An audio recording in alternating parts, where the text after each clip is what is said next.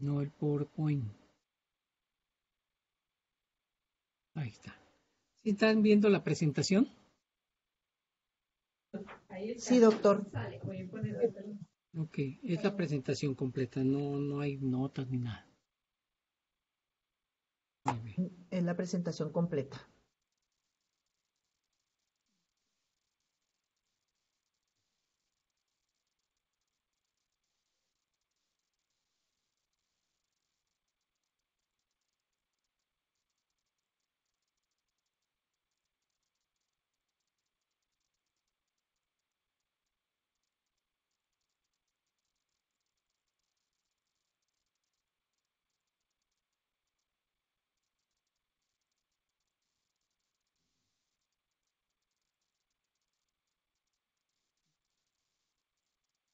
Vamos en tiempo. Tratando de ver.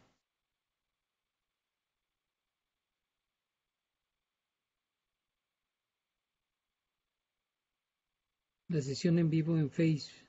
¿Puedes buscarme en vivo? Bien, pues muy bien. Muchísimas gracias por su asistencia y la oportunidad que nos dan de acompañarlos en esta metodología para aquellos que no la conocen. Esperamos, como ha sido ya un resultado exitoso, también sea parte de su quehacer académico en apoyo a la formación de los muchachos. Y para aquellos que ya lo conocen, bueno, pues les agradecemos su entusiasmo de continuar con este trabajo. Bien. Eh, Me corresponde el módulo de concreto y pues bueno, iniciamos con un poco de historia, pues previo en la historia de la humanidad, pues se busca cobijo en cualquier espacio que les permita protegerse, ¿no? Iniciamos con las cavernas, posteriormente pues habitaciones con estructuras de madera y piel o barro, piedra, utilizando diferentes materiales tales como pasto o mimbre, ¿verdad? Y madera. Ya anteriormente las habitaciones se reducían a un espacio muy pequeño. Llegan los romanos con sus culturas y bueno, pues ellos tienen espacios aún más amplios, al menos en el viejo mundo. Y nos ofrece la oportunidad de albergar a las personas y protegerse de las condiciones climáticas. Estamos hablando en 1400, empieza a haber una estructura más formal de las habitaciones. Sin embargo, se sigue utilizando materiales como es la madera, el barro, ¿verdad? Las rocas, y pues lo que es el adobe. Sin embargo, muchísimo tiempo antes, ya en 2600 años antes de Cristo, el yeso es utilizado como un cementante para unir rocas, y la arcilla de igual forma. Y en 500 años antes de Cristo, bueno, estamos hablando que los romanos descubren el cemento. El cemento como tal, utilizando el polvo de volcanes, la piedra volcánica, ¿verdad? Y cal viva, la cual mezclan, y pues bueno, logran un cementante, un adhesivo. Todo esto ocurre durante este imperio, ¿verdad? Prácticamente 1000 años. A su caída desaparece el yeso y volvemos a caer. Ahora sí que el know-how lo tenían y pues desaparece del campo de la humanidad. Es hasta 1824 que aparece una patente, y se le atribuye a Aspin, es el más conocido, él por haber patentado la propuesta y fue el primero en llamarla como piedra artificial. Sin embargo, antes de él ya se había hecho un trabajo. eh, hay un faro en la isla, en el peñón Eddystone, que precisamente se hace con una mezcla de arena sílica, rica en sílica y cal. Y bueno, pues con ello construyen este faro muy famoso y es la primera evidencia, ahora sí en tiempos modernos, del concreto. Poco tiempo después, James Parker patenta y lo llamó como cemento romano por la similitud que tenía. Y finalmente llega Aspin, que es el conocido, y aquí él empieza a proponer los hornos ya que se utilizaban por mucho más tiempo. Este horno tiene una característica interesante, como pueden ver en la imagen central, tiene dos cavidades. La cavidad inferior es en donde se mete el fuego, se mete la materia que se va a consumir. Pues obviamente leña, desperdicios, cualquier cosa que pudiera ser quemada, pues lo utilizaban, pero principalmente madera, ¿no? Y en la parte superior es en donde se colocaban o se apilaban las rocas de caliza que eran calcinadas, y que posteriormente eran mezcladas con arcilla y otros materiales que él utilizaba, ¿no? Y pues llega también el trabajo de Isaac Johnson. Él ya propone el método que está muy cercano a lo que ahora conocemos como nuestras mezclas de cemento, ¿sí? La industrialización en sí misma todavía tarda un poco más, sin embargo ya empezamos a tener pues los procesos más industrializados. Aquí tengo yo un video que es el horno tradicional de cal, para compartir esto, Adriana. Ya tengo el video subido, es el video APH video 1. Creo que es Claudia quien tiene que hacer esto. Permítame un segundo. Este video tiene una duración de como 25 minutos, entonces no lo vamos a ver completo. Es una parte inicial, luego nos vamos al final. Principio, esto es en un poblado de Agüero, en España. Es un horno tradicional, artesanal, para producir cal. Se puede observar en las primeras escenas una ladera, una montaña, la cual es piedra caliza, y pues a sus...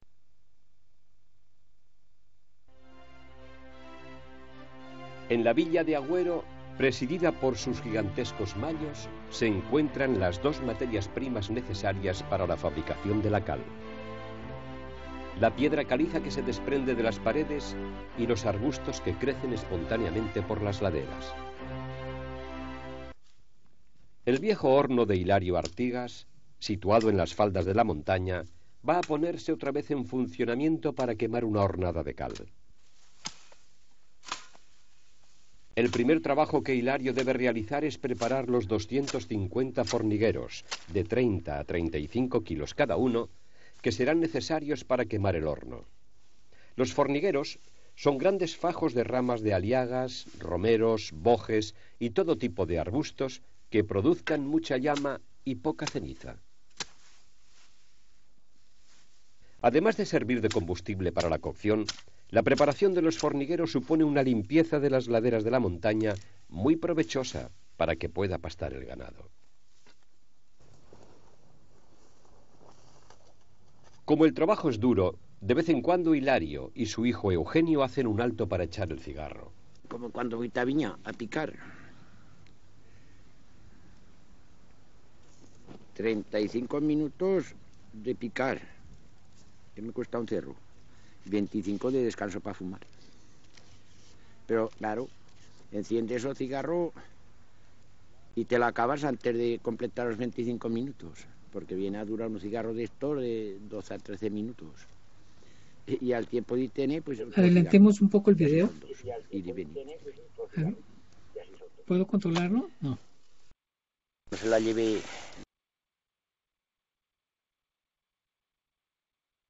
Doctor, si gusta proyectarlo usted para que tenga el control. Ah, ok.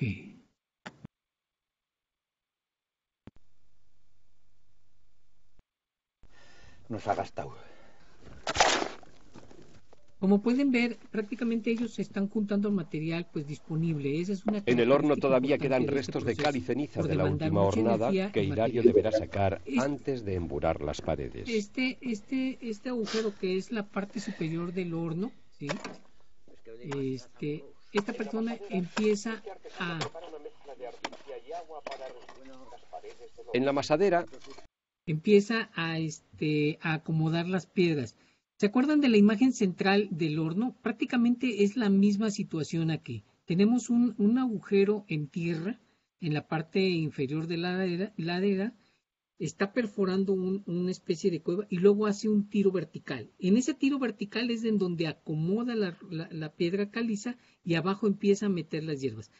Escucharon que junta una cantidad aproximada de 200 a 250 pacas, entre promedio entre 30 y 35 kilogramos. Estamos hablando que son 6 toneladas a 7,5 toneladas de material que tiene que quemar. Y esto lo hace durante 3 días. Entonces, va a estar compartido el video y van a poder ustedes verlo con calma. Y este proceso, ¿verdad? Ahí está, vean. Que si pesan mucho para adelante, hacen vencer a Bóveda. La estrechez del agujero le impide a Hilario los movimientos entre las piedras y corre el riesgo de tirar la obra realizada. Es el momento de salir al exterior para colocar las piedras desde arriba, apoyándose con mucho cuidado sobre las orillas que ya están más consolidadas.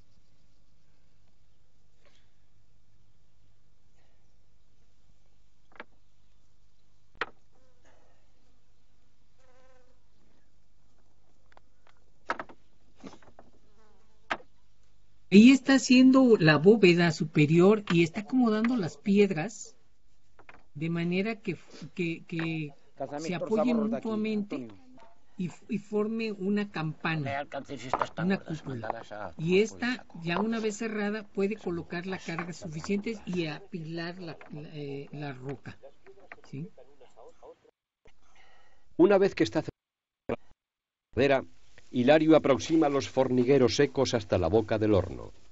Para proteger Que haga llama, hay que continuar, siempre que se ve llama, bien. Hay que controlar lo que diga siempre llama.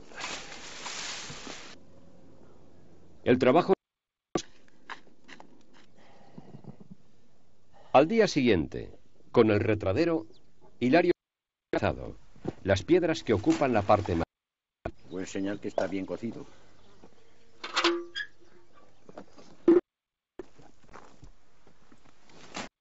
Hilario y a su familia a hacer las comidas en el entorno de la.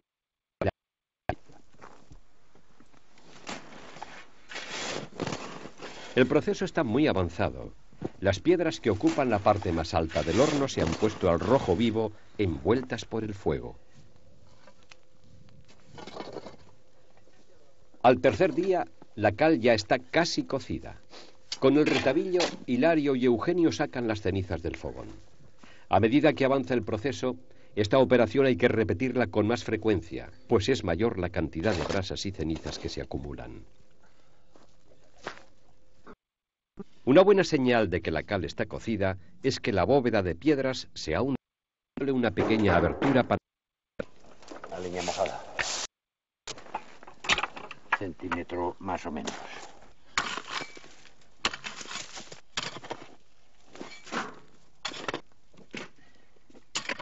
Durante una semana, aproximadamente, el horno permanecerá casi cerrado, perdiendo su calor lentamente.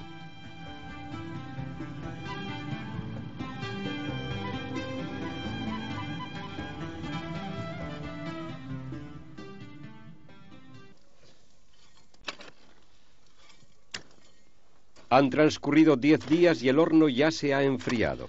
Una buena señal de que la cal está cocida es que la bóveda de piedras se ha hundido. Importante.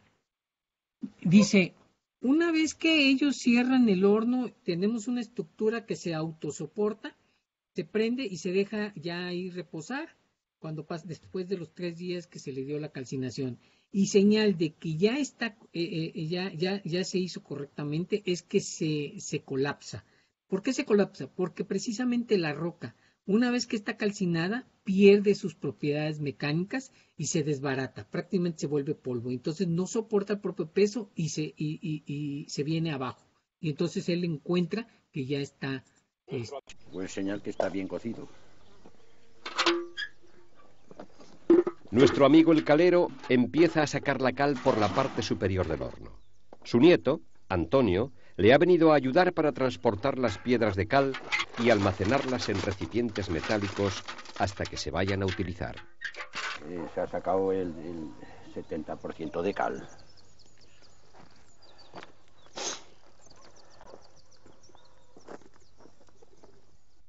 La que está bien cocida pesa mucho menos. Pierde por lo menos un 30 o un 40% de peso. Las piedras pesan poco y se rompen con facilidad. Eso es indicativo de que la cal se ha cocido bien.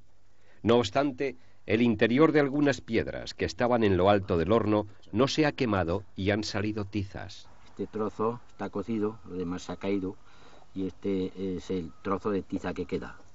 Por ejemplo, esta está toda cocida. Y ya se ve el corazón que no ha terminado de cocer. A ver qué tal cocida está. Matar la cal se llama a la reacción que se produce al mojar la cal viva con agua. En este proceso violento, la cal absorbe el agua y desprende una gran cantidad de calor. Cuando se mata, quema a más de 200 grados. Cuando se mata en particular hay que tener mucho cuidado porque salpica.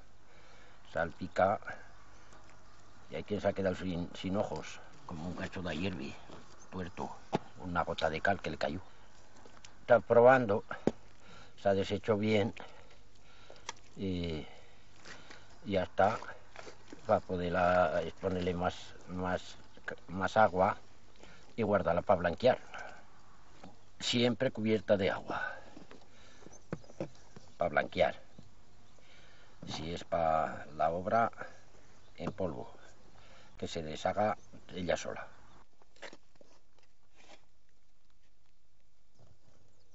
Al recoger las piedras, Hilario las selecciona una a una por su calidad, dejando las tizas a un lado y los trozos pequeños y el polvo a otro. Viene a cambiar este Antonio.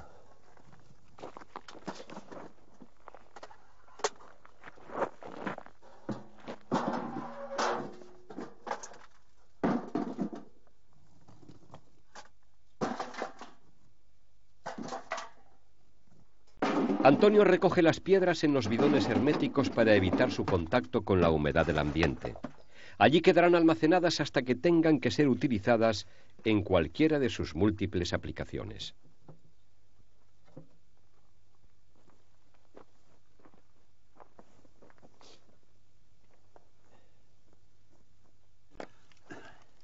Uno de los usos que Hilario le va a dar a la cal es para blanquear las paredes de la caseta del huerto. Antiguamente, la cal... Bien.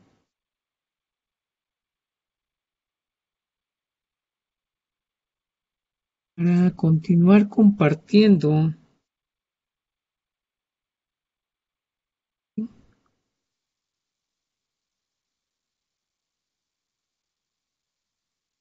listo, está.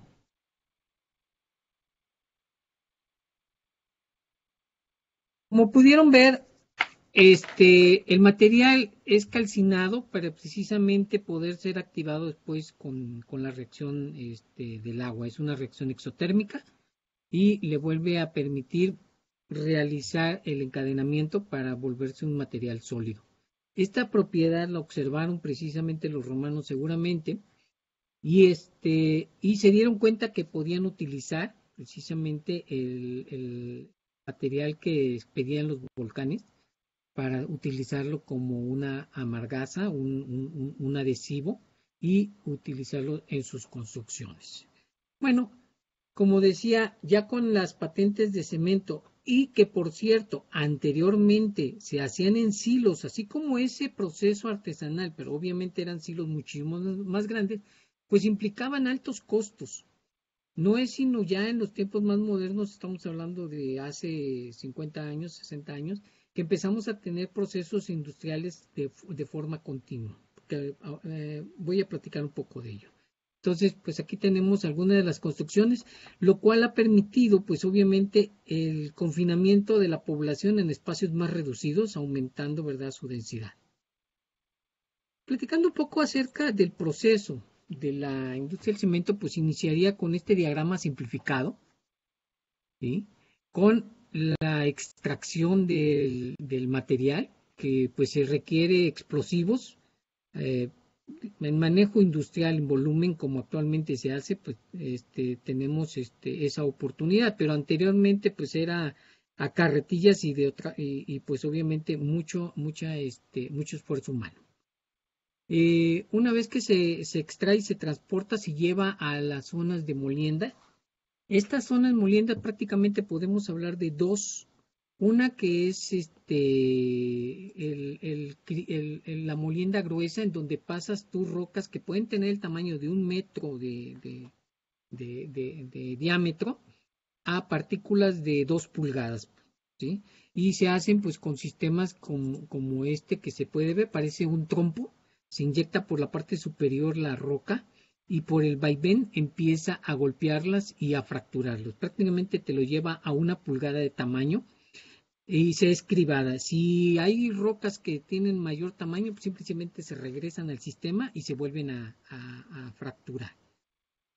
Una vez que ya ha sido fracturada a un tamaño de 2 pulgadas, se lleva y se almacena en silos dentro de la planta de concreto, de cementos.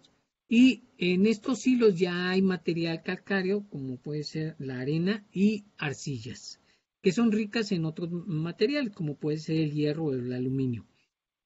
Y ya en tamaños pequeños, partículas, vuelvo a insistir, la cal, pues la caliza viene en tamaños no mayores de 2 milímetros, pasan a un molino de bolas, ¿sí? Este molino de bolas, pues como lo podemos ver, simplemente es un cilindro rotatorio. En su interior tenemos bolas de acero, ¿sí? Las cuales forman una cascada y por ese movimiento van machacando, van golpeando el material hasta formar un polvo.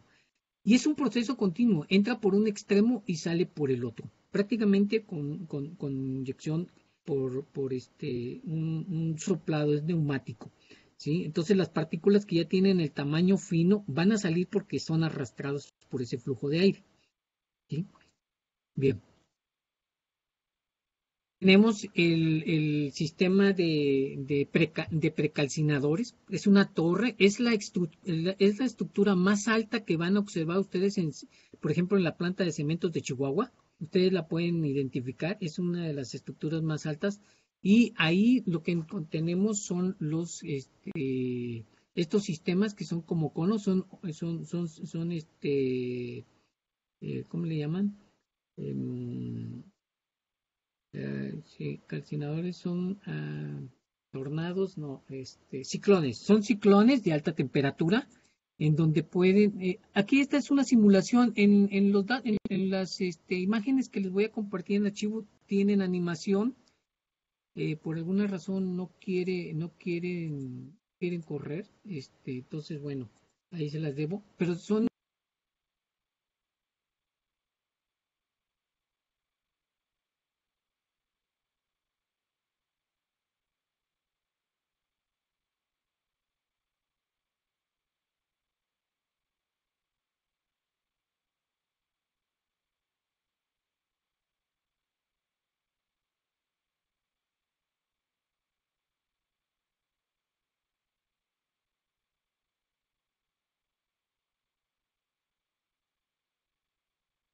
Bueno, ahí está. Parece que ya recuperamos. Ok. Bien. El tamaño de estos equipos, como pueden ver, ahí hay una imagen de los operarios que están sacando un muestreo de los polvos que están siendo precalcinados, ¿sí? Y posterior a él sigue el horno túnel. Es el área más importante, digo, los precalcinadores son importantes, pero el horno túnel viene a tener una importancia mayor. En él se lleva a cabo precisamente la clinkerización o la calcinación completa del material. Y le dicen, o se dice clinkerización porque históricamente, como esto va girando y tiene un cañón de un lanzallamas en un extremo, lanza una flama de aproximadamente 15 metros de largo. El horno tiene 64 metros de largo, ¿sí? Entonces, esta flama, pues es la que le aporta la energía, así como en el horno de cal que vimos en video, pues aquí lo está haciendo obviamente con gas natural, lo puede hacer con gas natural, con combustóleo, con carbón en polvo, y bueno, por cierto, el carbón en polvo que también se utiliza en este tipo de sistemas es muy peligroso, porque las partículas entre más finas son más reactivas. Si estás hablando de un material que es combustible, precisamente al hacerlo más fino se puede incendiar por carga electrostática. De hecho, hay un accidente que ocurrió en Estados Unidos a una planta de cereales. El polvo fino de los cereales estaban suspendidos en la atmósfera, alguien prendió o hubo una chispa y simple y sencillamente explotó la planta. Es impresionante porque hay un video en donde estalla y se ve la onda de choque. Para evitar este tipo de cosas, pues el carbón es una de las cosas, ya es uno de los combustibles que no se están utilizando realmente porque hay que tener medidas de seguridad muy más complejas, ¿no? Evitar contacto con oxígeno hasta que llega al quemador. En lugar de eso, se usa gas natural, se usa combustóleo o se usan materiales de desecho. Bien. Ahí tenemos, como pueden ver en el horno, estos son enfriadores.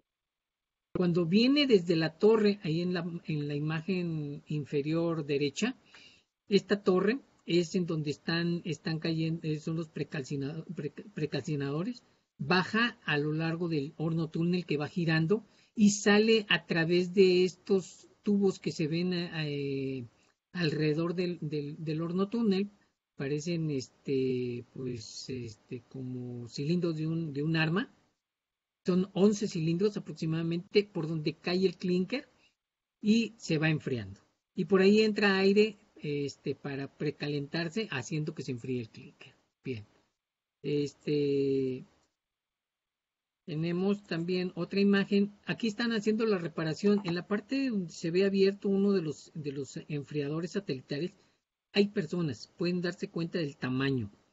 De hecho, el horno túnel en su interior tiene un diámetro de aproximadamente 4 metros prácticamente, ¿sí? Entonces, es muy amplio. Ahí se ve el interior del quemador y ahí se ve el quemador funcionando con el material fundido, ¿sí? Posterior a eso, bueno, aquí tenemos otras imágenes. Tuve la suerte de estar dentro del interior del horno cuando se le estaba haciendo un mantenimiento. Y este es el quemador. Por ahí sale la flama que les comentaba, ¿sí? Tenemos temperaturas de 2400 grados centígrados en la flama y en el horno, en la superficie, anda alrededor de 1400. Ahí tenemos una simulación de las flamas. ¿Qué podemos quemar en él? Pues podemos quemar prácticamente lo que sea, residuos líquidos, sólidos, lodos, cualquier material combustible puede ser utilizado en el horno. Claro, puede ser quemado con seguridad. ¿Qué quiere decir eso? Que todo lo que metas ahí se va a combustionar y se va a convertir en CO2 prácticamente. Y se lleva a cabo la combustión perfecta. ¿Por qué? Porque el horno es tan largo que le da un tiempo de residencia y la temperatura es tan alta que no hay forma de que salga CO. Sale totalmente combustionado. El problema que puede surgir al proceso es que los residuos contengan altos contenidos de materiales no deseables en el cemento, como cuáles, como el azufre.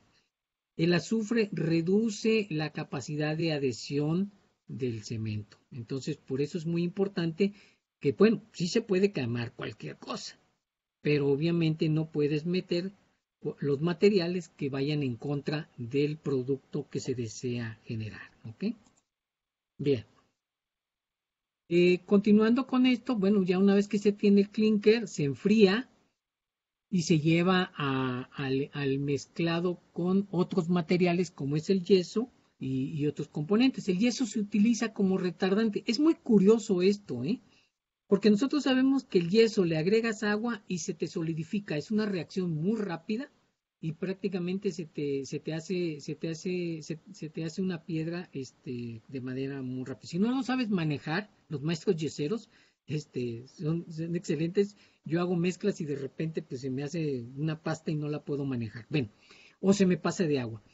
Lo importante es de que reacciona muy rápido. Sin embargo, el yeso mezclado con el clinker es un retardante en lugar de ser un acelerante, ¿sí? Por eso se utiliza también. Y los otros materiales pues van a depender del tipo de cemento. Es decir, tenemos cementos tipo 1, tipo 2, hasta el tipo 5. Platicaremos después de ello. Y finalmente se lleva al silo en donde se almacena ya el material preparado, se empaca ya sea a granel o en bolsas de 1 tonelada, tonelada y media, o en transporte, en autotransporte de manera masiva. Esta es una imagen de la pantalla de control que tienen en el púlpito. Bueno, es como se le conoce al sistema en donde está el control de toda la planta, en donde se abren y se cierran con puertas, se identifican si están encendidos o apagados los dispositivos, etcétera, ¿no? El concreto es un material de infraestructura muy importante. Hablamos de energías renovables y realmente nosotros pudiéramos pensar en en la energía eólica. Hay un detalle en donde podemos observar que el tamaño del hélice tiene una importancia a la generación. Entre más grande sea tu aspa, tienes mayor oportunidad de generar más energía. Y no crece de manera lineal, prácticamente crece al cuadrado de esta longitud. Entonces, por eso es muy importante que tengamos generadores eólicos con aspas más grandes. Además, te da mayor oportunidad de abarcar una mayor cantidad de energía de este sistema. No podemos colocar este tipo de generadores uno después del otro. Hay que hacer un estudio porque una vez que absorbes la energía de uno, no le va a llegar suficiente energía al siguiente. Por eso los espacios deben ser grandes, las distancias entre los aerogeneradores pues tiene que ser en función de las condiciones de viento y el tamaño de estos dispositivos. Anteriormente, pues si tú los colocabas en torres de madera, luego fueron de metal y conforme aumentó el tamaño, pues es imposible que siguieran siendo de metal. Entonces las bases las empezaron a hacer de concreto hasta que tenemos, ¿verdad?, aerogeneradores con diámetros de 80 metros. Entonces, pues imaginen ustedes. En la patente de Aspin, él le llamó roca artificial. De hecho, el concreto es nuestra roca artificial y podemos hacer precisamente con trabajo artesanal, podemos hacer vistas o fachadas que toman esta forma. Realmente es un material muy versátil. Bueno, llego a la primera parte de mi plática, donde me interesó hacer una introducción un tanto histórica y una parte del proceso, y obviamente para todos es muy claro que nuestra vida sin el cemento, obviamente el concreto, sería realmente difícil de imaginar, ¿no? Gracias. Tenemos un momento para preguntas.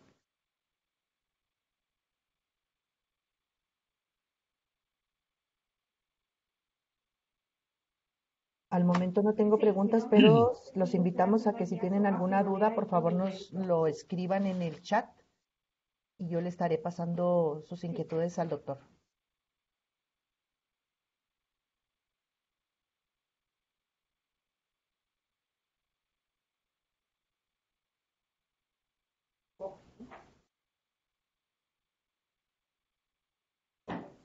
Si no hay preguntas,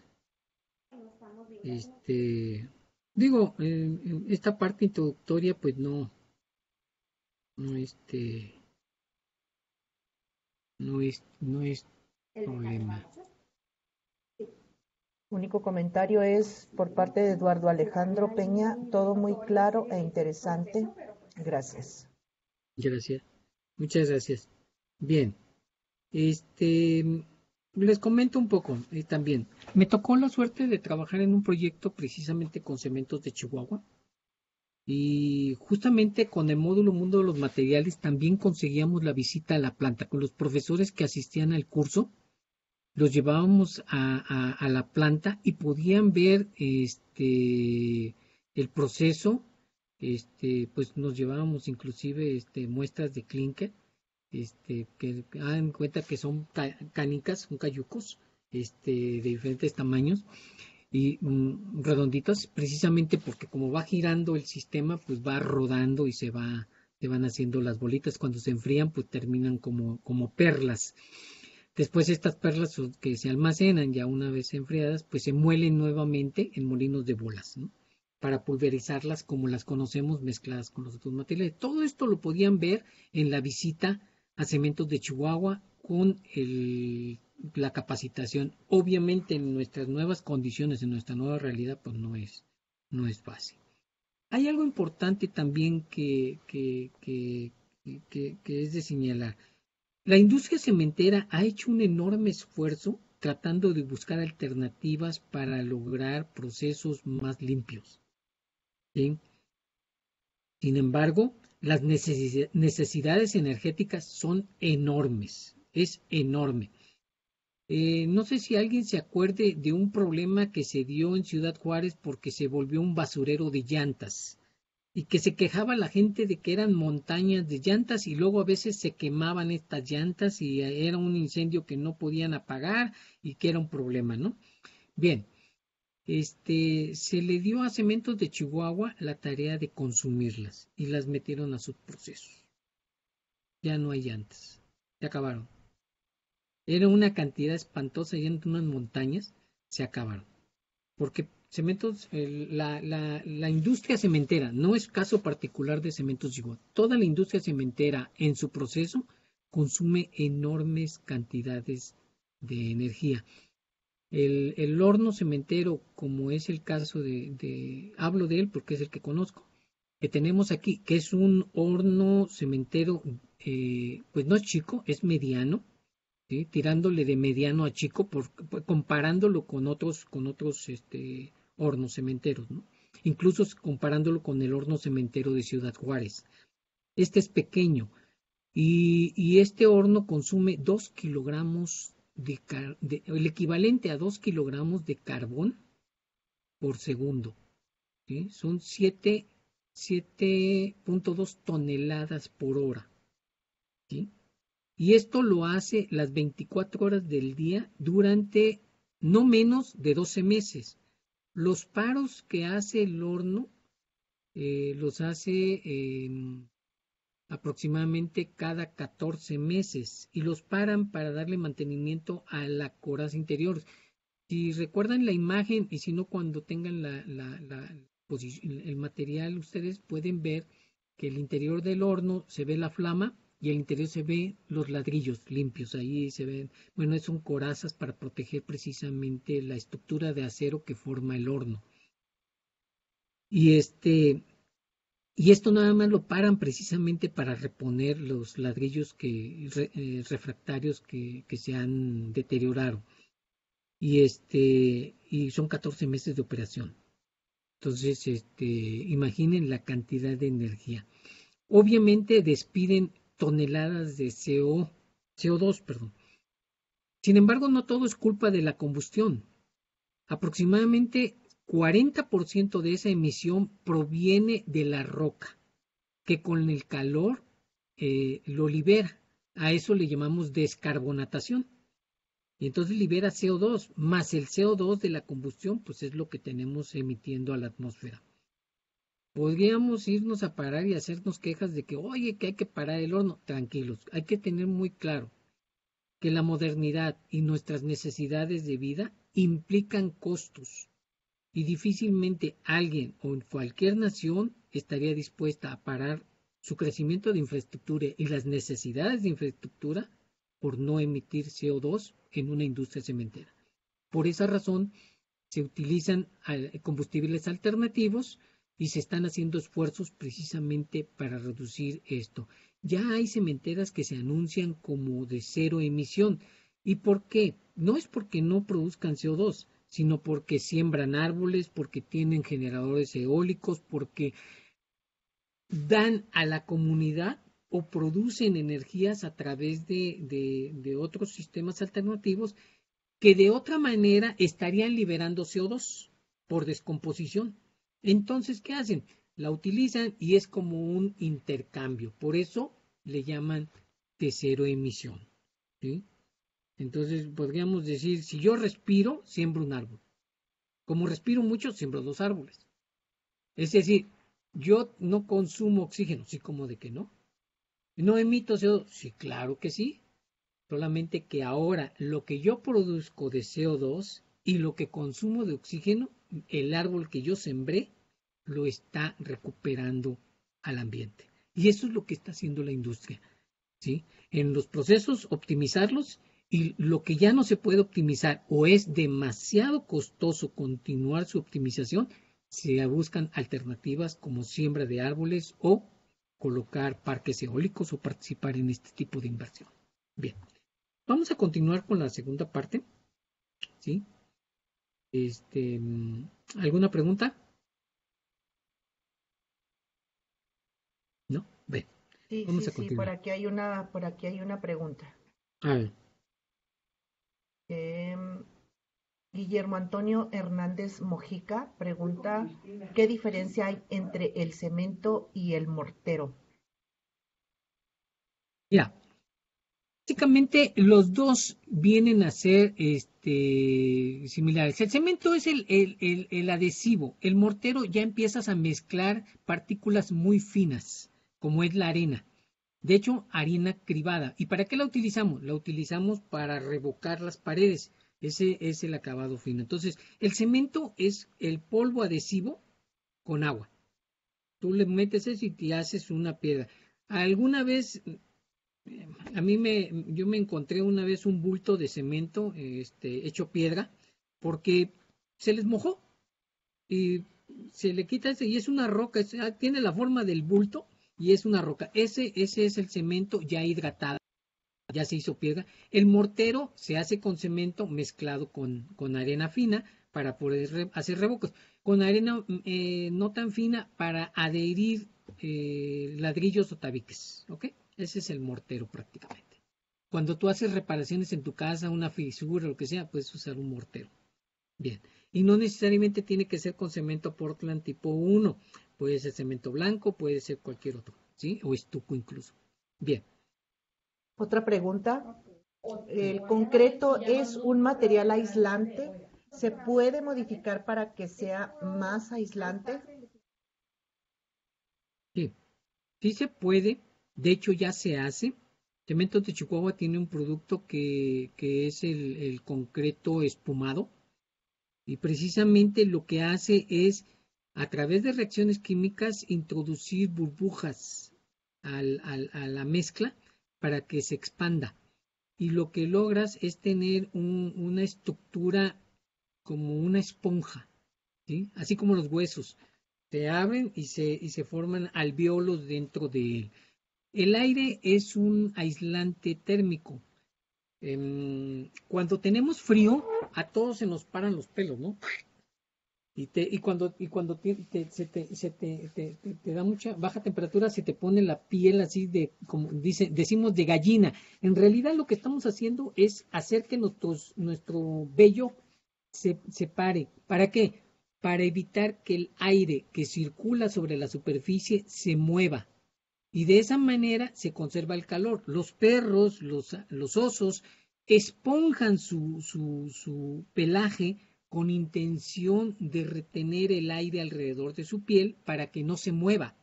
Y eso hace que sea aislante. Ah, bueno, y si yo hago eso dentro del concreto, pues eso fue lo que hicieron. Bien, vamos a continuar entonces. ¿Preguntas Estos o módulos. continuar? Vamos a continuar. Ok. Bien, ahorita continuamos con otras preguntas. Nuestros módulos, bueno, pues ya lo platicó Luis en un momento. A mí me tocó ser parte de esta situación histórica. En el 2004 participé en un taller de física recreativa. Ahí empecé a conocer a los profesores. Se llevó en el Museo Semilla. Y Luis en el 2004 pues ya hizo el acercamiento, no, ya anteriormente había hecho contrato, pero ahí se llevó a cabo, vamos a decir, ya un proceso más formal.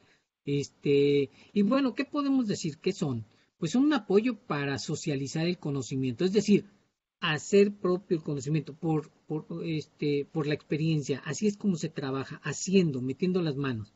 ¿Y cómo podemos verificar que funciona? Pues cuando confrontamos al estudiante ante las situaciones y da razones para que sea lógico que funcione o no funcione. Es decir, aprenden a tomar decisiones a partir de un conocimiento. Y obviamente aprenden a preguntar, aprenden a entender que la indagación está basada en preguntas orientadas a un objetivo, ¿ok? Y ese nos lleva al proyecto de diseño que confronta lo aprendido con todo lo que tienen a su alrededor. Por lo tanto, desarrollan la habilidad para generar preguntas, diseñar y llevar a cabo la investigación científica, formular modelos, análisis alternativos de los modelos y la comunicación y defensa de sus explicaciones lógicas conscientes, ¿verdad? Y vinculadas con un conocimiento actual en base a las matemáticas y la tecnología. Bien. Nuestros módulos inician por tener un número de actividad, ¿verdad? Y por supuesto, las preguntas de investigación que son las detonantes que orientan al estudiante y a esta actividad a realizar. También pues tienen la acción, una actividad en donde meten las manos, van a hacer algo para conocer ese algo. Y registran lo que están empezando a conocer. Y no porque lo ignoren. Esto es como un curso de escuela para padres. ¿Sí?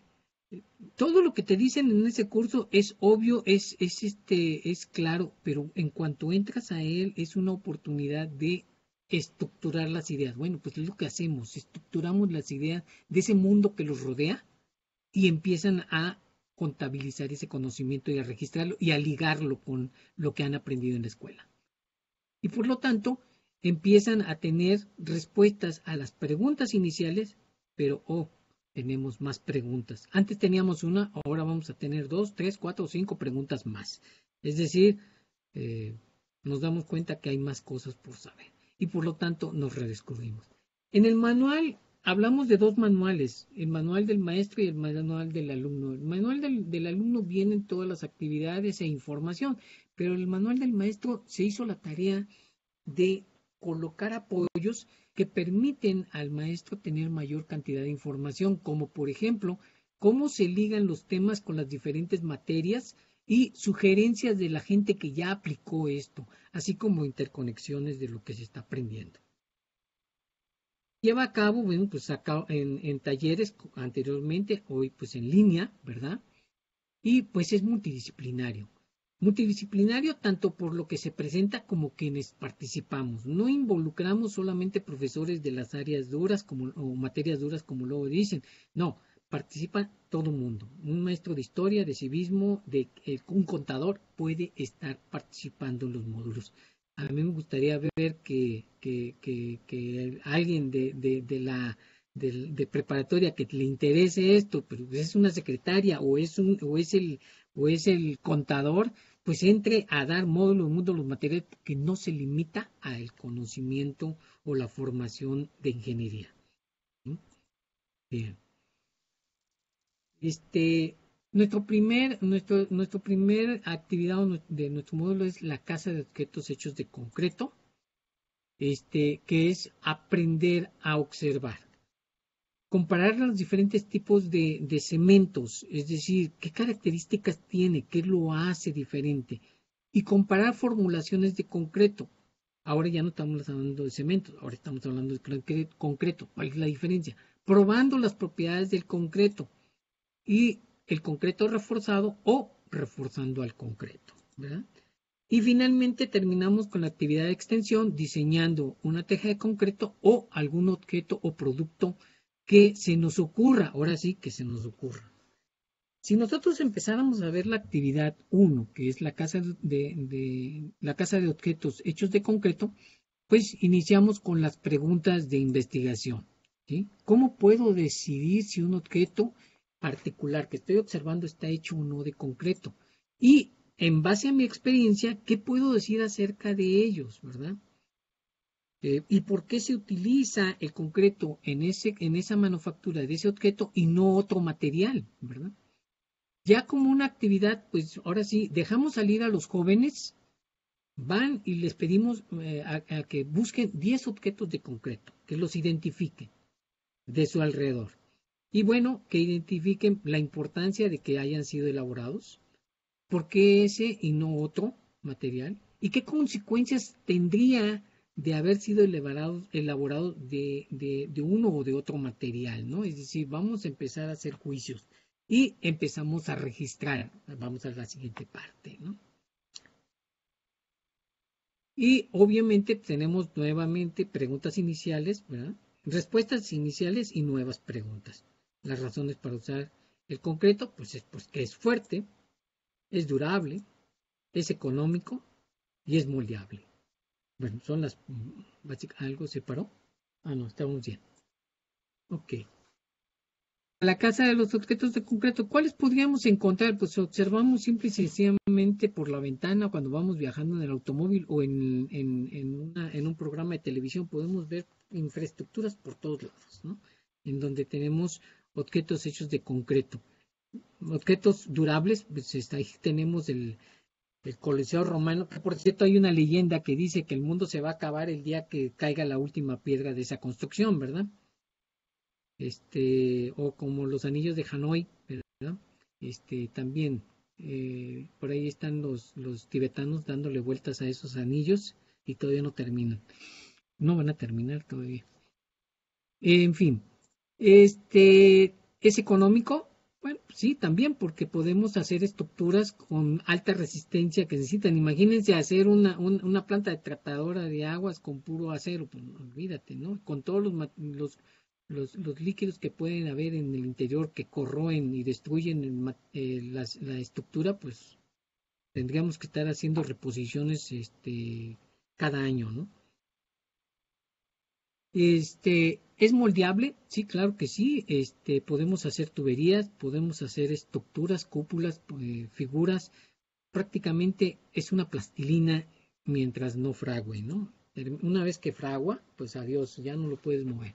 En la arquitectura, y ahora sí que hablamos de concretos también reforzados, podemos hacer realmente arquitecturas muy, muy hermosas, ¿sí?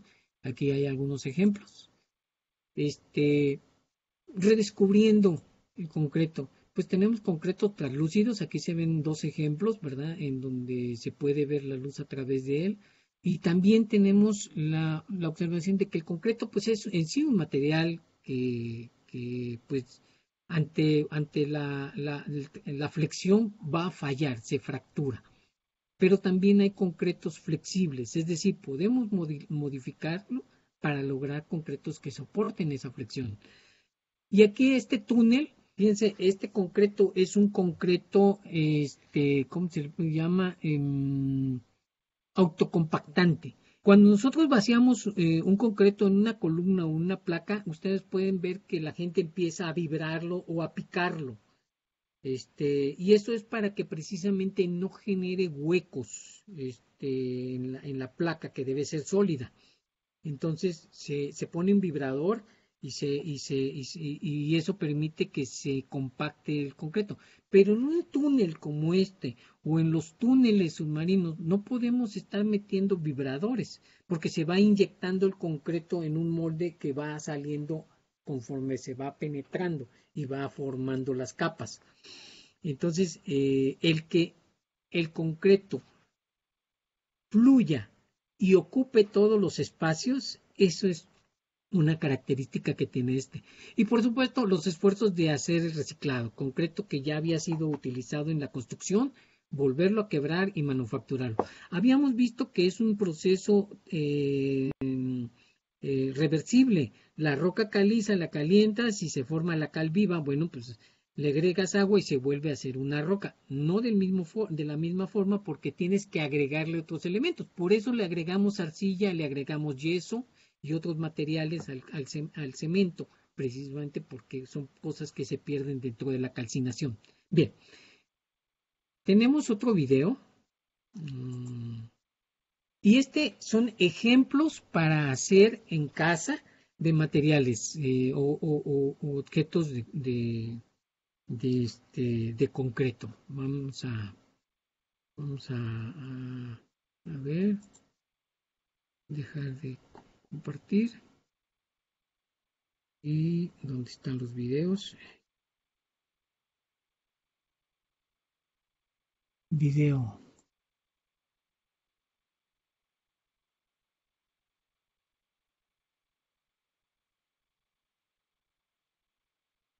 Cargar, compartir un video. Ok, este es el 2.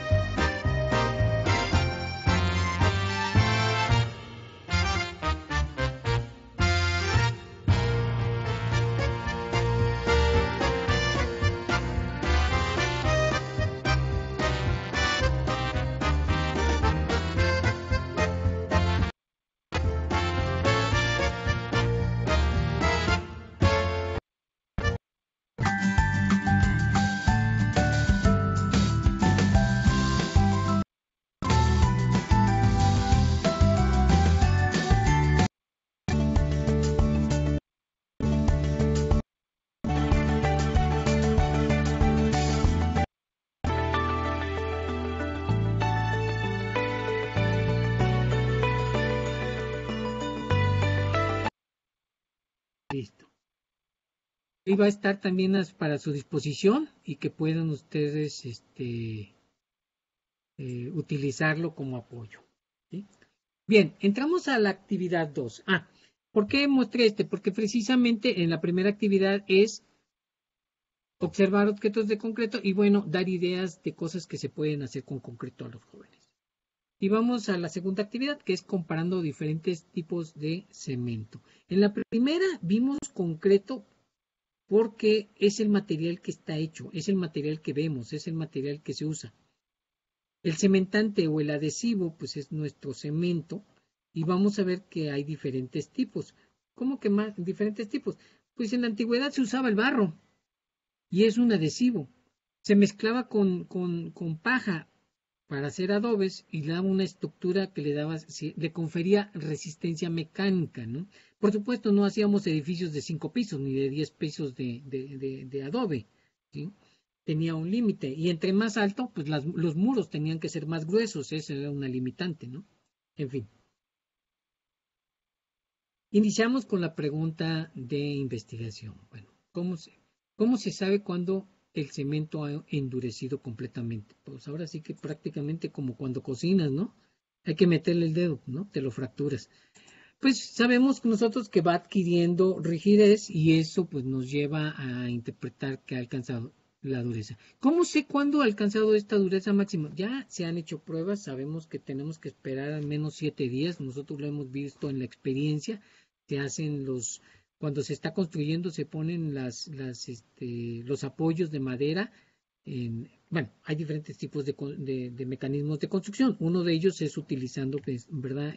Los apoyos de madera para hacer las placas y no se quita o no se retira sino hasta 7 días después o incluso todavía unos días más. Ya depende del maestro albañil que lo haga o el del arquitecto o el ingeniero que esté trabajando. Ahora, sabemos que tenemos también trabajos contratiempo y eso implica que a lo mejor yo necesito que en la obra el concreto frague más rápidamente. Entonces, voy a meter acelerantes o aditivos para aumentar precisamente esa velocidad de endurecimiento. Si tú agarras un cemento tipo 1 y le metes un acelerante, ayer decía Roberto, la naturaleza negocia con, bueno, nosotros como ingenieros necesitamos, ingeniosos, necesitamos negociar, ¿sí? Porque las propiedades de algo ya están. Si yo quiero cambiarlas, por supuesto me va a cobrar algo. Si yo le meto un acelerante al cemento Portland tipo 1, lo que voy a conseguir es que frague más rápido, pero posiblemente, o más bien, seguramente, su resistencia mecánica va a bajar. Es decir, la curva de endurecimiento lleva una secuencia de tiempo. Y cuando yo acelero el endurecimiento, entonces voy a bajar ese límite de resistencia. ¿Y eso cómo lo sé? Porque cuando se hacen pruebas mecánicas para ver su resistencia, se observa que conforme yo aumento el tiempo, reduzco el tiempo de fraguado, entonces disminuyo sus propiedades mecánicas. Oye, pero también hay aditivos para aumentar la resistencia. Sí, pero se los puedo agregar incluso antes de ponerlo en cemento. Ya no es cemento tipo 1. ¿Sí? Ya se trata de otro tipo de cemento y lleva otros elementos dentro del mismo. ¿Ok? Bien.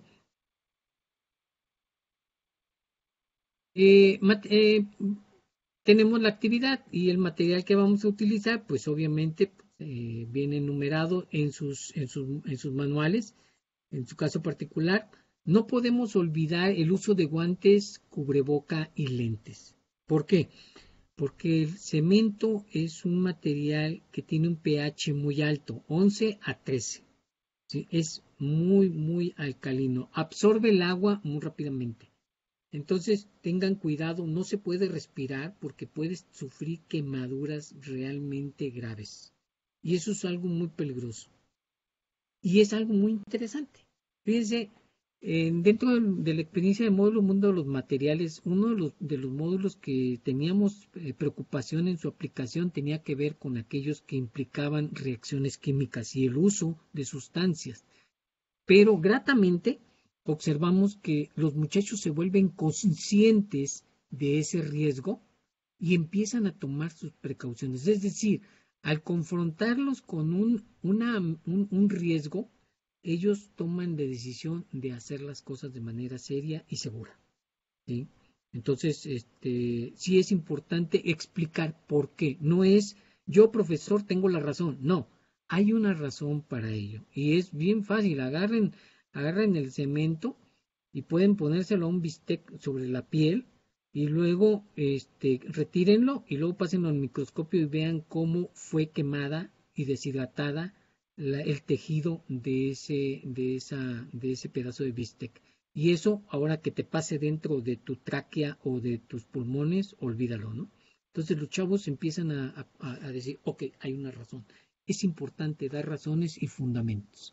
Bien, de los diferentes cementos que estamos utilizando es el cemento que conocemos, el yeso, ¿verdad? Y también barros o otro tipo de materiales. Aquí tenemos una lista de las muestras que nos piden realizar y los materiales, pues el cemento, solo cemento y agua. Otro es yeso y agua. otro es arcilla y agua con piedras, otro es cemento y agua poniendo un aditivo que es sal, y otro es cemento con agua, ahora ponemos azúcar.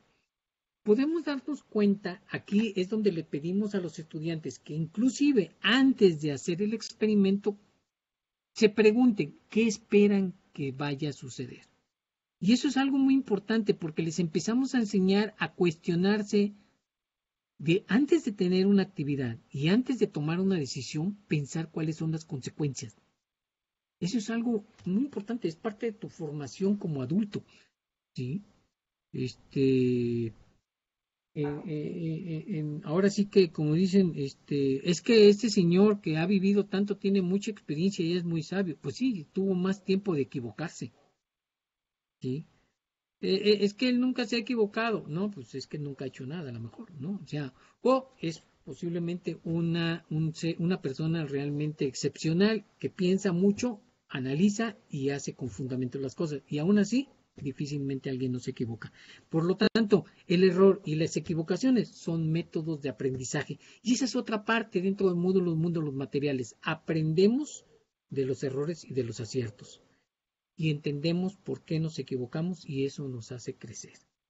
Bien, y aquí pedimos predicciones. Entonces, una predicción muy obvia que puede parecerles a ustedes y a los muchachos, pero aquí se obliga a confrontar, es por ejemplo la mezcla C. Si tú mezclas arcilla y piedra caliza con agua, ¿se va a endurecer? ¿Se va a formar una roca? Pues no, ¿sí? Y a lo mejor se puede hacer una pequeña cantidad de lodo y pues se compacta un poquito, pero en cuanto le aplicas un pequeño esfuerzo, pues adiós, te fue bien, ya no sirve eso, se fractura, ¿no? En esta práctica nos piden que dividamos estas mezclas en dos partes, en dos vasos.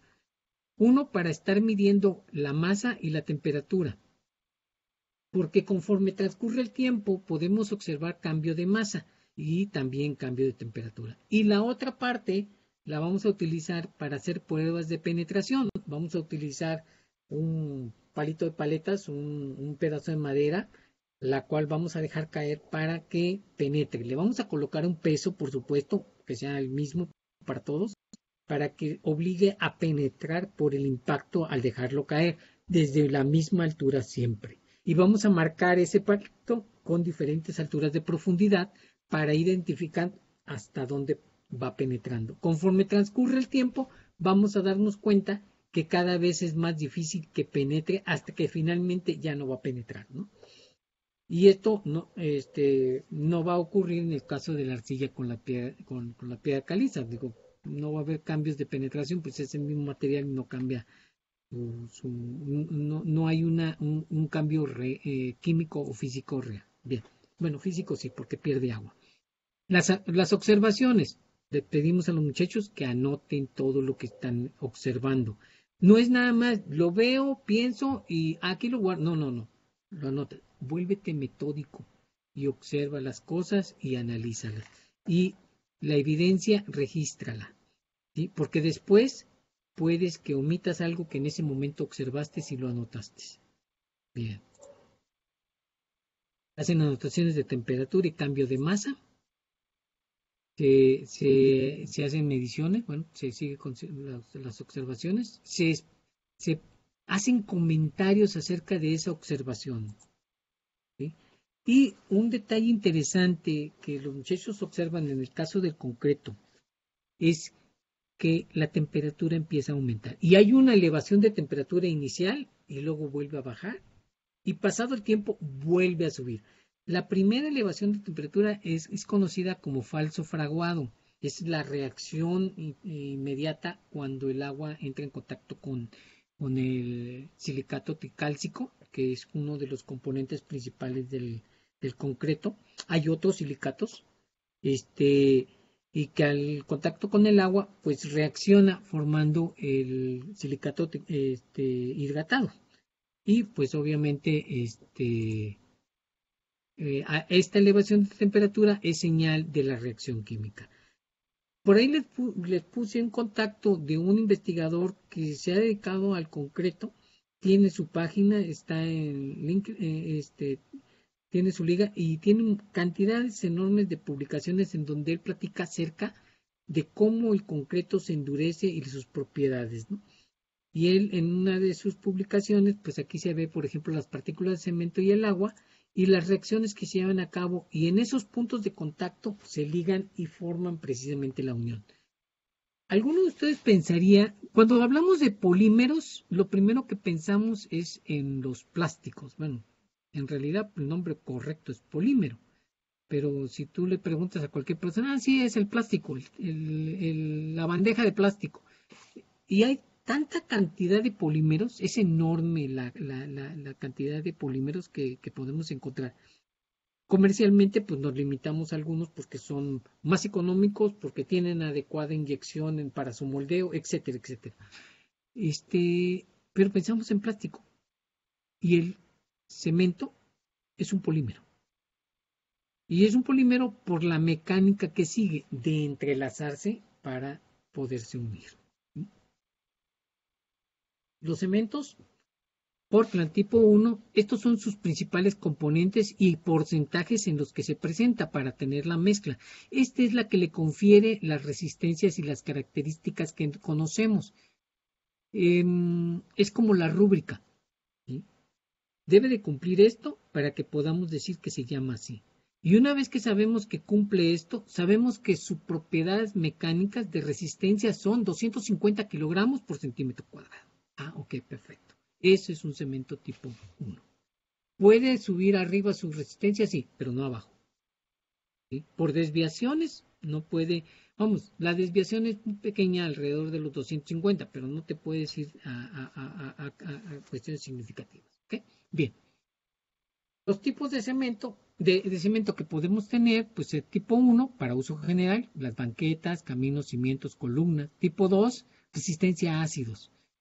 De hecho, en el horno túnel tenemos dos tipos de refractarios que forran el horno túnel. Un refractario ácido y un refractario básico.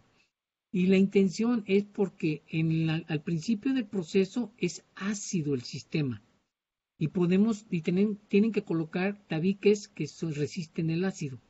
Y después, cerca del quemador, tienes material que es altamente alcalino. Entonces ponen tabiques de ese tipo. Porque si tú pones un material ácido con un básico, se van a atacar. Y entonces se deterioraría el interior del horno muy rápidamente. Por eso se identifican las zonas y eso permite que tengas el horno funcionando más tiempo. Bien. Alta resistencia en tiempos cortos, bajo calor de hidratación. Esto es muy importante. Las presas y las estructuras muy grandes requieren concretos, ¿verdad? Usan cemento, concretos, usando cementos que tengan bajo calor de hidratación. Cuando se hizo la presa Hoover, ellos no tenían cementos de bajo poder de hidratación y aun cuando hicieron esfuerzos tenían demasiado calor. Es decir, tú colocabas una placa, un cubo de 1 metro cúbico de tamaño en una colada y se te fracturaba. Es decir, las temperaturas, porque al hidratarse el cemento cambia de temperatura. Y al momento que cambia la temperatura, la superficie ya se secó, adquiriendo una resistencia, pero el interior todavía no, expandiéndose, y lo que hacía era generar fracturas en la superficie que luego iban hacia el interior. Ese ya era un problema, porque entonces ya tienes una falla dentro de tu estructura. ¿Qué hicieron? Metieron tuberías de agua que se quedaron dentro de las estructuras. ¿Para qué? Para pasar agua y enfriar el interior sacando el calor de hidratación. Los cementos tipo 4 precisamente no elevan mucho su temperatura para evitar que dilaten. ¿Ok? Esto también es algo que ustedes observan en las sopas. ¿Y qué tienen que ver la sopa?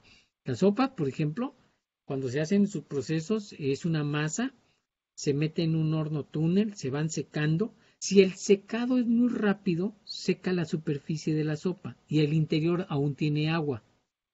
Cuando continúa secándose, esa agua sale de la sopa y por eso podemos ver las sopas que no son controladas térmicamente en la industria. Van a ver ustedes sopas con puntos blancos. No está mal la sopa. Ese punto blanco es un punto donde la burbuja de agua que terminó secando trató de escapar y se expande, rompiendo. Y eso genera ese punto blanco. ¿Okay? Entonces, en una estructura yo no puedo darme el lujo, sobre todo en una presa, tener fallas de ese tipo. Resistencia a los ácidos, ya lo vimos, listo. Y bueno, con esto, comparando segmentos, pues ahora ya tengo nuevas ideas y empiezo a tener una visión más amplia del mundo, ¿sí? Y esa es la parte con la que concluimos con el muchacho, es decir, tiene un mayor conocimiento y una amplitud de visión mayor. Bien. La tercera actividad, comparando diferentes formulaciones de concreto. Bueno, ya el concreto, ya vimos arena y grava, ¿sí? Y ahora vamos a ver con diferentes formulaciones. Empezamos con la pregunta de investigación. ¿Qué combinación de agregados puede usar para fabricar un concreto más denso?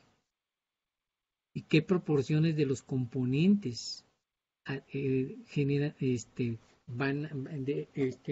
cómo afectan estas proporciones de componentes al concreto y otras propiedades de este? Hay un ejercicio en donde podemos tener piedras de diferentes tamaños. Y si echamos en un recipiente piedras grandes, pues vamos a meter unas cuantas, podemos pesar la masa de ese recipiente y pues tiene un valor. Pero si nosotros metemos piedras grandes y medianas, vamos a ver que cabe más material, pesa más, pero aún seguimos teniendo espacios vacíos. Si metemos piedras grandes, medianas y finas, podemos llenar esos recovecos y aumentar el llenado de los espacios, es decir, aumentamos la densidad del material. Y sabemos que la materia, a final de cuentas, que está ocupando ese espacio, pues genera soporte mecánico. Entonces, pues puede dar mayor resistencia. Bueno, pues viene aquí nomás una diapositiva en donde se hace un ejemplo de cómo se mide la densidad. Si lo que quieres medir es la densidad de un líquido, pesas el recipiente, lo taras, llenas el recipiente de líquido graduado, ¿verdad? Y puedes medir su volumen. Y con esto, pues lo único que tenemos es precisamente la densidad, la masa de líquido entre el volumen que ocupa. Pero si lo que queremos medir es un material no regular, ¿verdad? No son cubitos, las piedras no son cubitos, no son bolitas, pueden ser irregulares, pues lo único que hacemos es esta graduada que tiene un cierto nivel, un volumen, echamos la roca. Y la diferencia de volumen es el volumen que es ocupado por la roca. Entonces, pues el cociente de la masa de la roca entre el volumen que ocupa, pues hará la densidad del mismo. Y de esta manera, pues podemos medir la densidad, ¿verdad? En la práctica se les pide en la parte A de esta actividad determinar la densidad de 100 gramos de agregado grueso, 100 gramos de agregado fino, 100 gramos de una mezcla, es decir, ahora, ¿cómo es esta densidad? 100 gramos de agregado mixto con 25, 50 y 75% de grueso, es decir, cambiando esas proporciones. Si ya hicimos el primer experimento, los muchachos podrán estar pensando, bueno, pues la densidad del agregado grueso va a ser una densidad más baja. ¿Por qué? Pues porque tienes más espacio. Del agregado fino, pues es que se llena todo. Sorpresa. Nos damos cuenta que no. Después se van a dar cuenta que la densidad del agregado fino es menor que la del agregado mixto, 50%. Es decir, podemos encontrar sorpresas y los muchachos van a decir, órale, bien. Y luego se les pide que elijan una proporción para generar una muestra, una probeta con mayor densidad, ¿verdad? Y bueno, se hacen las propuestas de mezclas. Estas son probetas A, B, C, D. Cuando se lleva a cabo este proyecto en salón de clases, les pedimos a un grupo que haga las probetas A, B y C. A otro grupo le pedimos que haga las probetas D, E, F. Y ahí nos las llevamos, ¿no? O sea, de 3 en 3. Si el grupo es muy grande, nos permite hacer repeticiones, con intención de que se puedan comparar. Y además, no se hace una sola probeta. Se hacen al menos 3 probetas mínimo para poder hacer pruebas y mediciones, ¿sí? Con ello nosotros podemos hacer repetibilidad. Es muy importante que cuando se estén haciendo las probetas, pues tengamos estandarizado esto, ¿ok? Bien. Aquí viene una tarea que también se les pide que hagan, que identifiquen las proporciones de agua-cemento y las proporciones de agregado grueso con respecto al total de agregados. Y es una operación matemática en la que tú identificas la cantidad de agua y de cemento y haces el cociente de los mililitros de agua entre los gramos de cemento, y lo que tenemos es precisamente la proporción agua-cemento. ¿Sí? Estamos suponiendo que en este caso, de hecho, el agua se mide en gramos, ahí lo medimos en mililitros, pues sabemos que 27 mililitros son 27 gramos, ¿ok? Entonces, pues es un equivalente. Y también la parte en donde les pedimos que midan la proporción agregado grueso, agregado totales, pues simplemente tomamos el agregado grueso, que son 120, entre el total de agregados. Los agregados son todo excepto agua y excepto el cemento. Entonces, ¿quiénes son? Pues el agregado fino y grueso. ¿Cuánto mide? 120 más 120, 240. 120 entre 240, pues 0.5. Por eso tenemos el valor de 0.5 en ese resultado. Y así lo podemos hacer con la muestra D, ¿sí? Y pues obtener sus coeficientes, ¿sí? Bien. En esta actividad nos lleva, pues tenemos que hacer las probetas. Ahí se ve la persona haciendo sus probetas, ¿verdad? Alineando. Las colocamos una al lado de la otra porque las probetas se utilizan moldes que son hechas de cartón. Entonces, el peso del concreto que se ha vaciado puede deformar el molde y se achata, se arredonda. Entonces vamos a tener un problema. Entonces para eso se colocan apoyos, ahí se ven maderos, y pegar los moldes uno después del otro. Y tenemos después, ya cuando secan, las muestras, ¿verdad? Que aquí las podemos ver, A, B, C, D, E, todas las que hemos construido, ¿sí? El procedimiento B es precisamente, va acompañado de la construcción de estos moldes. Se hace con cartones de leche. Podemos utilizar cartones de leche y definimos un tamaño, ¿verdad? Y una altura. Ahí vienen las especificaciones. La intención es precisamente poder hacer repetible esto y comparable con los demás. Hay otra actividad dentro de la misma. Si nosotros estamos midiendo masa, temperatura y queremos ver que nuestro probeta tiene una alta densidad, pues puedo hacer el experimento de cuánta agua desplaza cuando yo lo sumerjo. Mido la masa de la probeta y luego la meto en el agua. La meto en el agua y espero un momento para que salgan las burbujas que tengan que salir. Y una vez que haya hecho eso, entonces ya tengo masa sobre el volumen. Pero hay otra manera también. Y aquí metemos electricidad. Si yo en el momento que tomo una muestra de una mezcla suficiente para hacer 2 probetas, en una lo vacío para hacer la probeta y en otra la vacío para colocar 2 terminales. De hecho, ahí utilizo un poco de soldadura, utilizo una moneda de cobre con un cable, otra moneda de cobre y otro cable, y las inserto dentro de la probeta a una distancia, le dijimos 8 centímetros, y mido, ya cuando se haya secado puedo medir la resistencia, e incluso mido la resistencia durante el proceso de fraguado y voy a ver que esa resistencia va cambiando. Y al final la resistencia, comparándola con las diferentes mezclas, es diferente, porque unos tienen más burbujas que otros. Las burbujas de aire es un aislante, tanto térmico como eléctrico. Entonces va a ser más poroso aquel que tenga mayor resistencia eléctrica. Y esa es otra manera de identificar que mi probeta es menos densa que otra en las mezclas. Bien. En la parte B, bueno, pues, ¿qué registraremos? Pues ahora sí que lo que vamos a observar, propiedades de cambio de temperatura, masa, ¿qué estamos respondiendo? Preguntas como, ¿cómo pude yo lograr una mezcla con mayor densidad? ¿Y qué propiedades para obtener? Pues es una pregunta que tendré que contestar haciendo algo más. Pero empiezo a descubrir, ¿verdad? Empiezo a descubrir cómo cambian en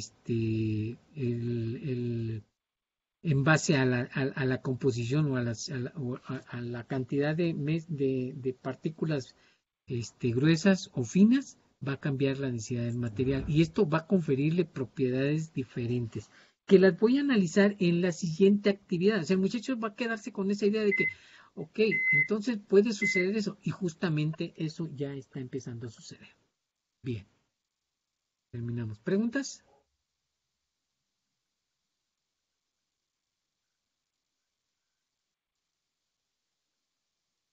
Continúan las actividades, ¿eh? Ahorita no sé si tengan preguntas a estas tres, en lo que subo la siguiente presentación.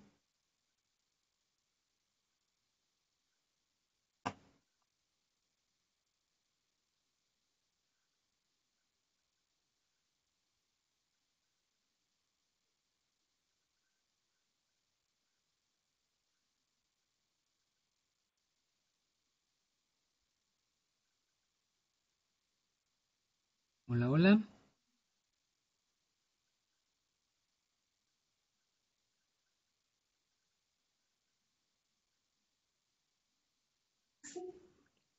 Y tengo una pregunta, doctor Antonino.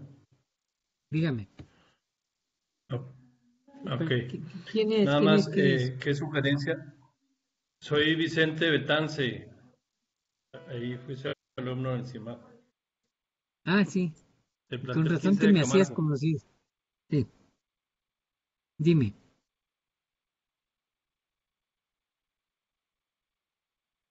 Ya lo Escucha. escuché.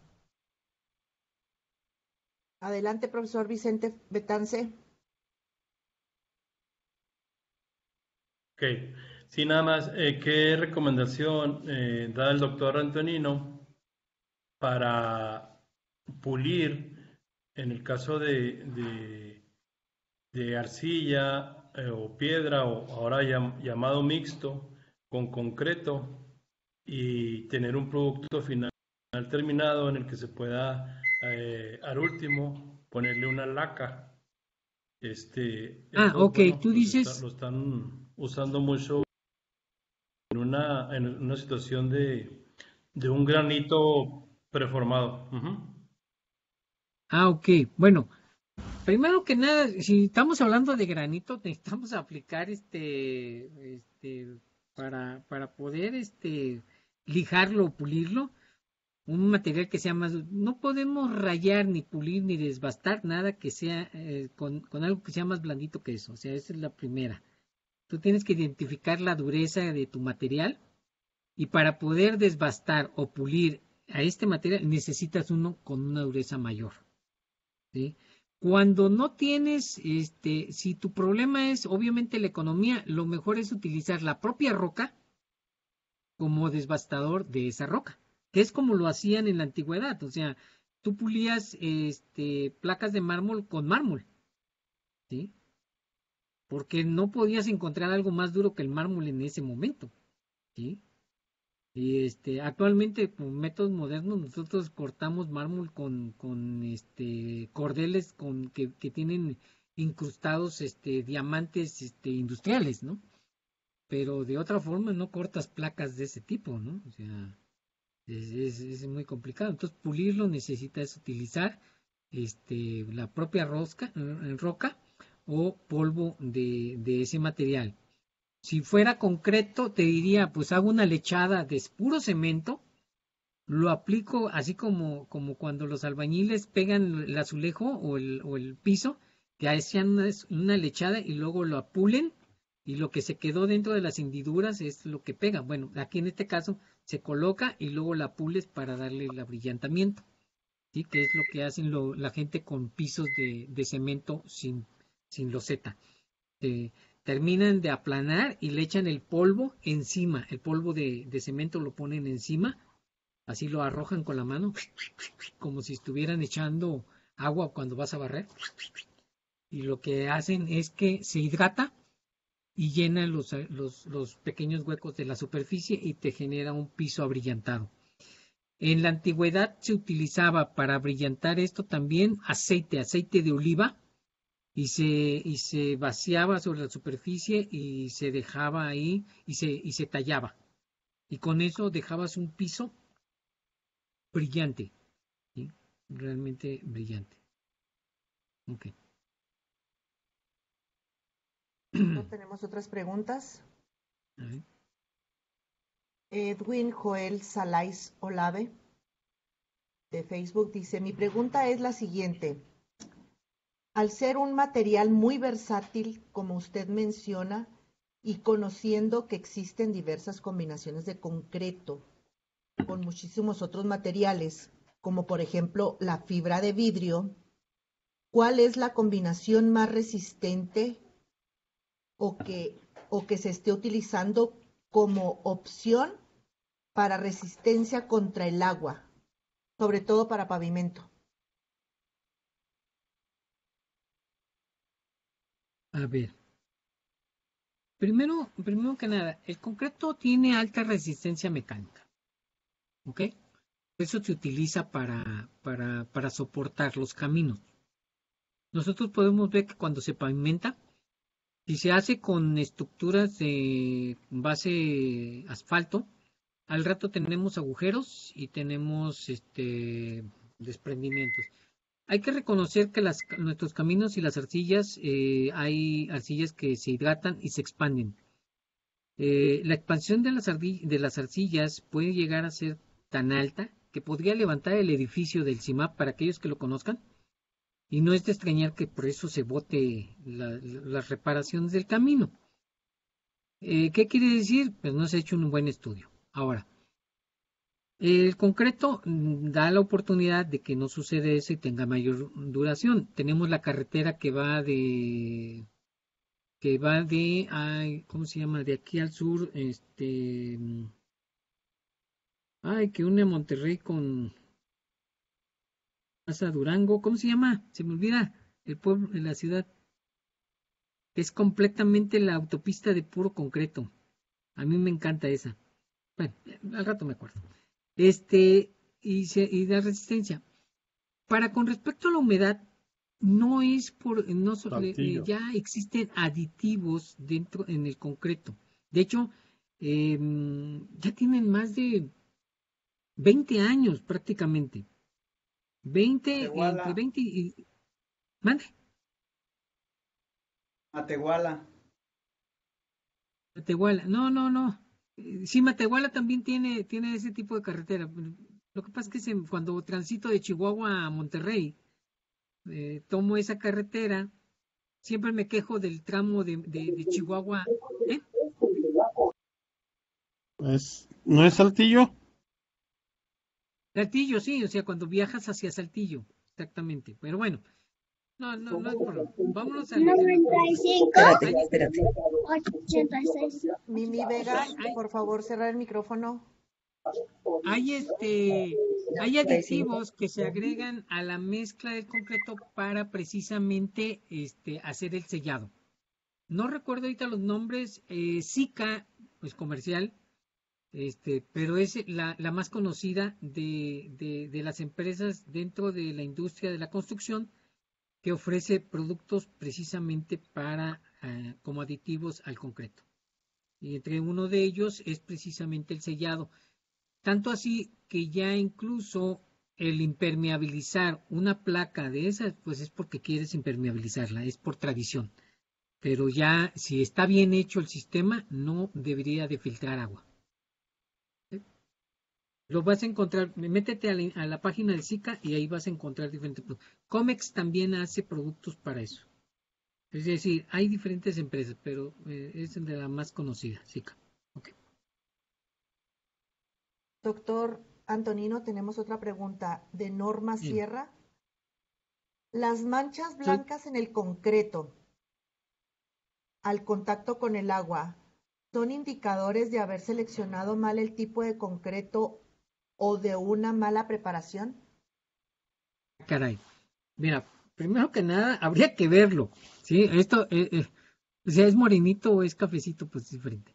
Mira, una cosa que yo puedo decirte de una mala, de un mal mezclado o una mala preparación del concreto es que se te esté desprendiendo en polvo, ¿sí? Que tú ya tienes tu concreto y que ya está ahí y empiezas a ver que con mucha facilidad lo puedes raspar y empiezas a despegar o desboronar. Te está hablando que tiene muy baja resistencia. Entonces, obviamente, vas a tener problema con esa estructura, ¿sí?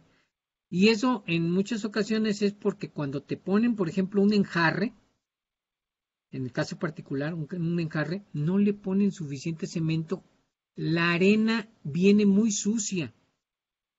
Desafortunadamente, cuando tú compras arena, te llega la arena y viene con tierra. Entonces eso es muy malo. ¿Qué necesitas hacer? Poner la arena y echarle agua para que deje nada más el material que es la roca, la arena, la arenisca, pero no polvo. Y eso te ayuda. Y la cantidad de cemento que debes de agregar es una proporción, en el manual se pueden ver, hay unas proporciones, y dependiendo de la aplicación, si es para columna, si es para placa, si es para enjarre. Y esa preparación se debe respetar. Entonces, si tiene mucha tierra, pues vas a tener problemas. Si tiene poco cemento, vas a tener problemas. Si a esto le agregas la lluvia ácida, esa es otra bronca. Porque la lluvia ácida es precisamente azufre que está en la atmósfera, que cae con el agua que en los días de lluvia, y es lo que nosotros en la ciudad de Chihuahua tenemos una cantidad de lluvia ácida y la podemos ver en nuestros vehículos. Si la pintura no es de buena calidad, pues se va a ver muy rápidamente. Y si es de muy buena calidad, despasados los años, 10 años, tú vas a tener un problema en tu carro por ello, ¿sí? Por eso luego ustedes escucharán que los carros los garantizan por tantos años en su pintura. Pero bueno, entonces aditivos son esos. Problemas de concreto, mala preparación o los materiales que utilizaron no son puros o no estaban bien cuidados o exceso de contaminantes. ¿Sí? Y las manchas blancas, pues ahora sí que te puedo decir, necesitaría verlo. ¿Sí? Bien. Muy bien. ¿Continuamos? Doctor Antonino, otra pregunta. En Facebook, Elin Reza pregunta, ¿en qué se diferencia el concreto hidráulico del concreto convencional? Mira, los dos son hidráulicos, nada más porque en nuestro lenguaje decimos concreto hidráulico, pero en realidad los dos es lo mismo. Se le llama hidráulico porque se hidrata. Por eso es hidráulico, no por otra cosa. Sí, cuando empecé yo a introducirme en los temas de concreto y todas estas cosas, digo, no nace uno sabiendo. Eso hay que entenderlo, ¿no? Sí, decía, ¿qué tipo? Es hidráulico nada más porque se hidrata, por eso es hidráulico, ¿ok? Bien. Muy bien. Otra pregunta de Fabiola Calderón por Facebook. ¿Cuáles son las ventajas y desventajas de los concretos permeables para construcción de carreteras? Bueno, volvemos a la situación. Los concretos, a final de cuentas, adquieren cierta permeabilidad en el momento que se compactan adecuadamente, ¿sí? Es decir, que pase el agua a través de ellos es muy complicado y eso ayuda a evitar que el agua pase por debajo, y si tenemos suelo arcilloso de alta hidratación, evitarías que se genere una expansión que trate de empujar el concreto de la parte inferior hacia la parte superior, levantándolo, ¿sí? Pues por eso se busca que pase la humedad.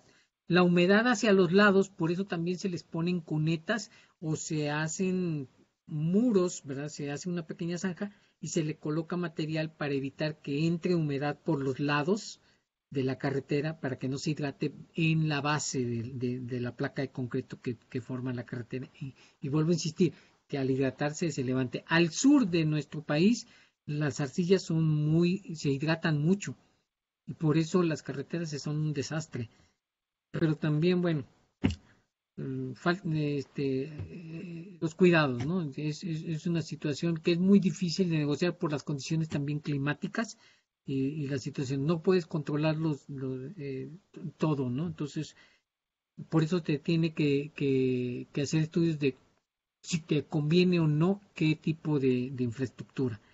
Finalmente, a las carreteras de concreto, en muchas ocasiones se les hace una capa de asfalto y esta viene a ayudar a evitar que pase la humedad, pero también viene a mejorar la tracción de los vehículos. ¿Ok? Es una cuestión de seguridad, aunque no la requieren, ¿sí? Puede ser concreto solamente. Bien. Bueno, parece que Vamos es una última pregunta de Leti Casillas en Facebook. Pregunta, ¿a qué se debe que cuando se vacía un piso de cemento se cuartea inmediatamente? ¿Se vacía? Ok, ya. Cuando tú haces una colada y la pones, por ejemplo, en el suelo, y de repente empiezan a haber pequeñas fisuras. Bueno, esto, vuelvo a insistir, es por la velocidad de hidratación y evaporación. En las zonas secas, como es Chihuahua, Sonora, ¿verdad? Nuestra zona norte, que es zona desértica, la diferencia de humedad ambiental y del medio es muy grande.